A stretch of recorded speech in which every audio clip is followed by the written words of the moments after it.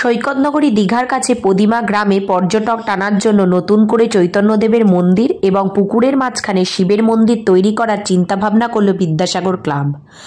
এই ক্লাবের কর্মকর্তারা জানান পাশে দীঘা, সেই কারণে এখানটায় বড় খেলার মাঠ রয়েছে, সঙ্গে ছোট্ট একটি মন্দির রয়েছে, তারই সঙ্গে একটি বড় চৈতন্যদেবের মন্দির, সঙ্গে পুকুরের মাঝখানে শিবের মন্দির তৈরি হলে পর্যটক প্রচুর পরিমাণে এইখানে বেড়াতে আসবে। সেই জন্যই এই ক্লাব এবং গ্রামের বাসিন্দারা এই সিদ্ধান্ত নিল। দীঘা থেকে অংশুমানের রিপোর্ট, খবর পাঠে বিভিন্ন ধরনের পর্যটক আসেন, খেলার গ্রাউন্ড আছে, বালি আড়িয়া আছে, ওনারা ঘুরতে আসেন এবং সেই সঙ্গে যদি এখানে একটা শ্রী চৈতন্যদেবের একটা যদি মন্দির করি বা পুকুরের মাঝখানে যদি একটা ডিজাইন করে যদি একটা মন্দির করা যায় তাহলে সবাই আসবেন, ভালো লাগবে, সবারই ভালো লাগবে। এটা মানে সমাজেরও একটু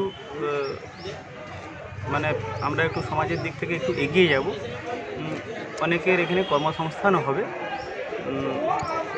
এইভাবে আমরা একটা পরিকল্পনা নিয়েছি, এটা বাস্তবায়নের জন্য একটু সময় লাগবে, তবে এই বার্তাটা তো একটা মন্দির বা থাকলে সেখানে বিভিন্ন পর্যটক এসে পরে দর্শনীয় একটা পীঠস্থান তৈরি হবে, তাতে এলাকারও উন্নতি হবে, সাধারণ মানুষেরও কিছুটা হলেও কর্মসংস্থান বাড়বে।